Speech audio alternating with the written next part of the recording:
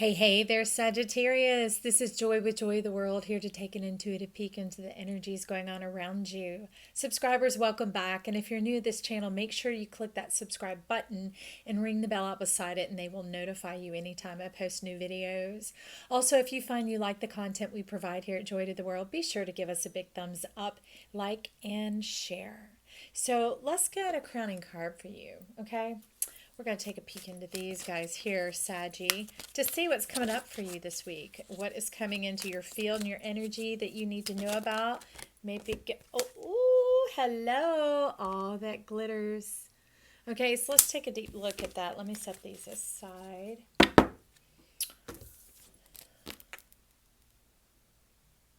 So specifically, some of you are wondering if someone's watching out over you, like a connection with the divine, somebody who's passed over, crossed over, looking for evidence and signs that they're watching out for your life. That's interesting because that's not usually what this card harkens to.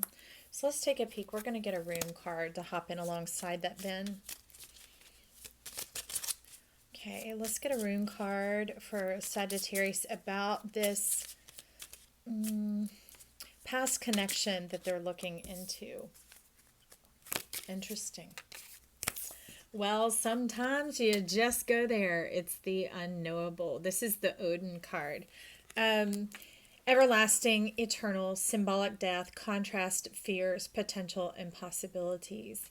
So this person that you're thinking about stepping into your life, they want you to know that you have this broad spectrum that you're able to live. You've been living in this narrow channel is what they're saying. And it's kind of like they're showing me you moving about like a fish as well, like just very ambient, meandering and moving along and not knowing exactly what you're made of.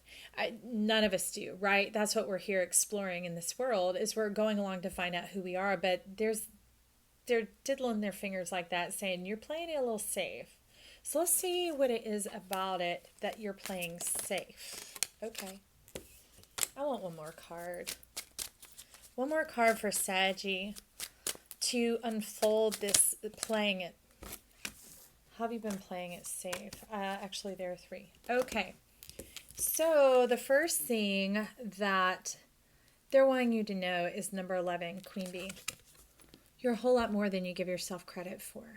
You have risen to the top, but yet you still subject yourself as an underling. And these aren't words that I typically use, so just trust and know that you're not living up to your fullest potential and like beyond your potential, which is interesting because that's one of our words here, right?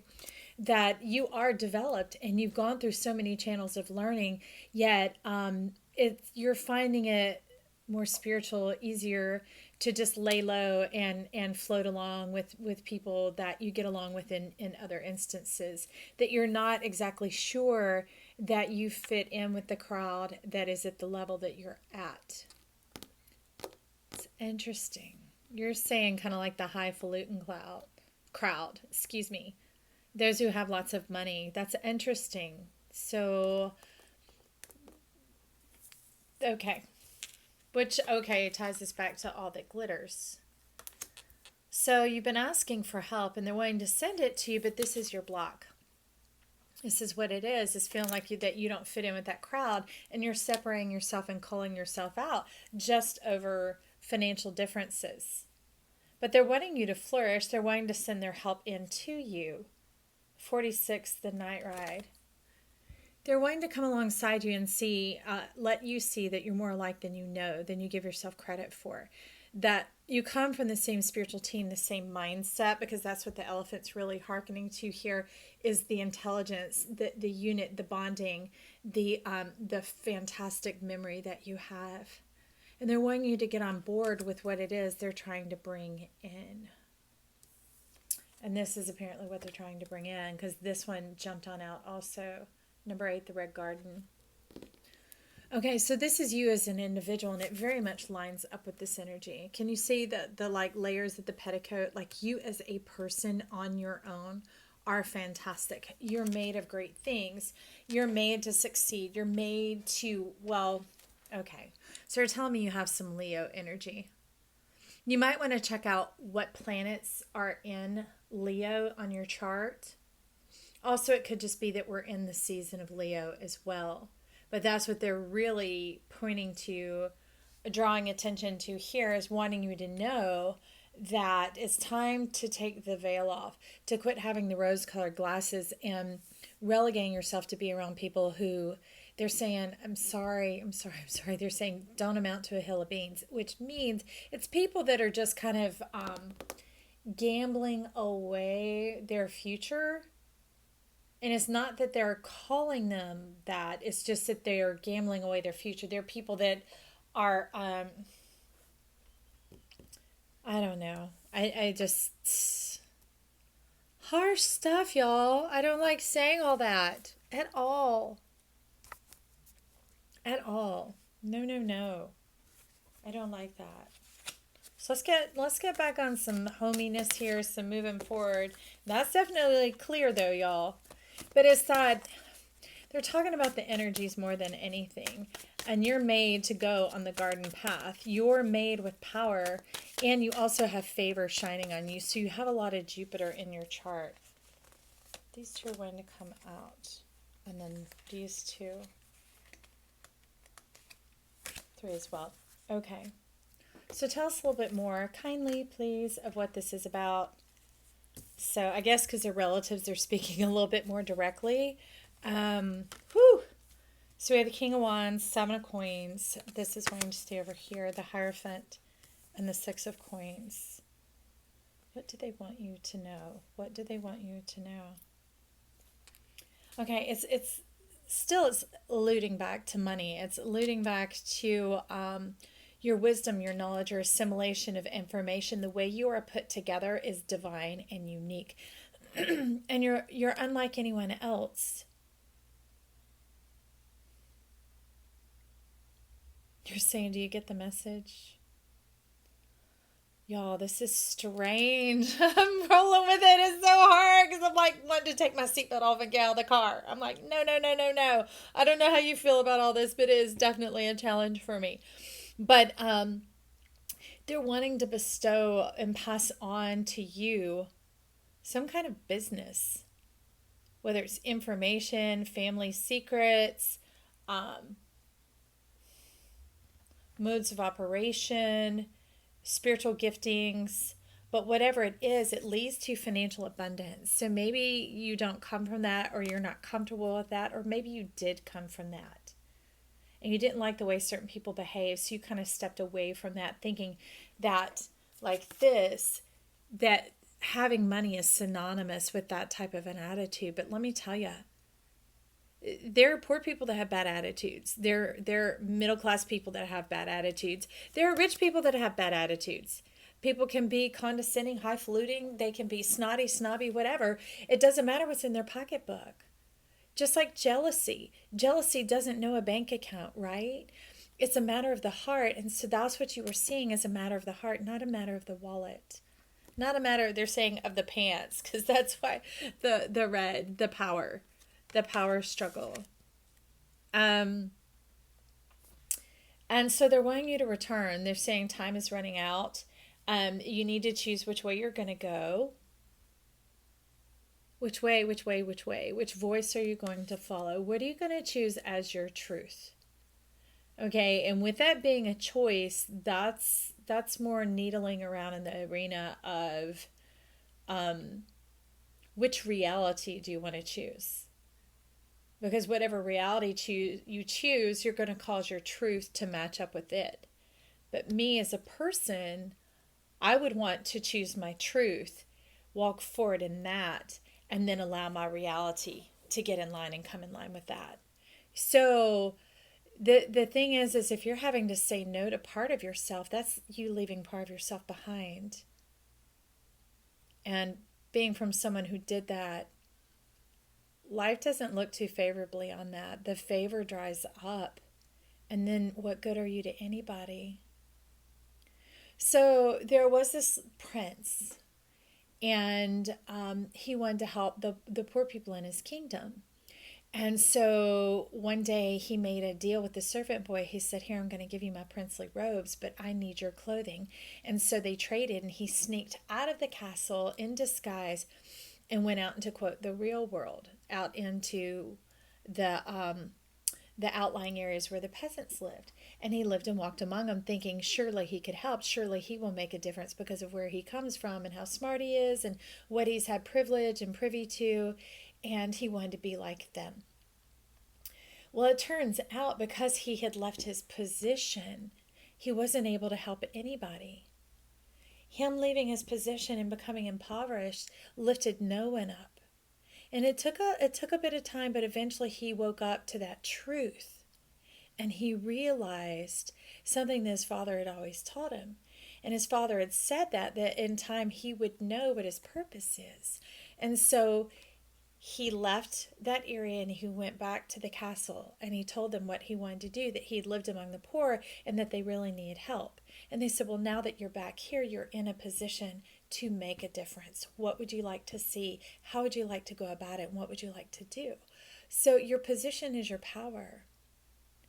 You've now had some insight, and you've been able to see the world for what it is. But how are you going to put that together with your position to truly make a difference? So when we take that wisdom, that perspective, and we take it into our power, that is where we make the difference. And that is where this King of Wands is coming in. The power. And look, he's jovial, he's happy, he's got a lot of foresight. You can see it. Like a game changer, a Renaissance type man, someone who's progressive and changes things. Male or female doesn't matter. But there's a lot of passion here because he even has red hair, right? He's even crowned with the red. The passion, his mind is on fire for making a difference in our world. Let's get some credit cards here for, all right. So between the Hierophant and the Six of Coins, the message that's wanting to come in from this relative, from this person, they may or may not be deceased, but there's someone that is wanting to talk to you, or what the wisdom and wise words that they invest into you, the way that they live, they're wanting you to see it with new eyes, to take a second look. Well, that's the Hierophant and the Six of Coins here, and coming in between them, and underneath 8, the return of your energy, the red garden is bridge that gap. But it was laying on its side like this. And they're asking you to bridge the gap, but not only taking another look, but they're wanting you to take another look at your future, okay? Take another look at your future, Sagittarius, and just, step out of yourself for a moment. Because sometimes we do base things on our reality and we keep going down that path and it mars our truth. But if you step outside of it for a moment and you get quiet and you listen and you don't take things personally, and whether you're dealing with, talking to a human or not, or whether you're just sitting in your meditation and listening through time, the annals of time of what you've heard, what you've seen, what you know, and you step outside of your emotions, your reactions, and your feelings that were coming from being stuck in the middle of the perspective at the time, that now you can take this greater look to look back and reflect as to what was going on when you were younger, and maybe even step outside what you saw in your family and begin to look around in the world without judging, okay? Just observe. That would be some quality information for you. Take time to observe, and then look back through your life and see maybe some points where you were not blinded, but where you had kind of like hybrid understanding, misperceptions, misconceptions. It wasn't like whole truths, okay? And because it was a perspective, it's not about a lie or the truth, right? It has to do with your perception and what you could see at the time. So what is time running out on this information of getting to that higher life? Chop, chop, y'all. As my dad would say, it's time to fish or cut bait. It's time to get in the boat or stay on the dock, stay on the shore. It's decision time, y'all. It's game time. Interesting. This has been wild, Saggy. I don't know who you've been asking, but they sure showed up. Or who you've been refusing, because they sure showed up. I don't know. But what I would say from my heart is really take time to value who you are. Don't don't put life in a position where it has to be forced upon you, because we're all here to accept our strengths and to step into our beauty and to step into our position and into our power, and then begin to ask ourselves, wise sages, mentors, people like that, what was their learning curve? How did they handle this? How did they go through this? What was it like figuring this out? Give yourself some meditation time, some quiet time, just in observing, outside of judgment, outside of judging, because judgment isn't bad. That's where you make your decision. But get in that center, like the unknowable. Get in the center of that circle. Get there.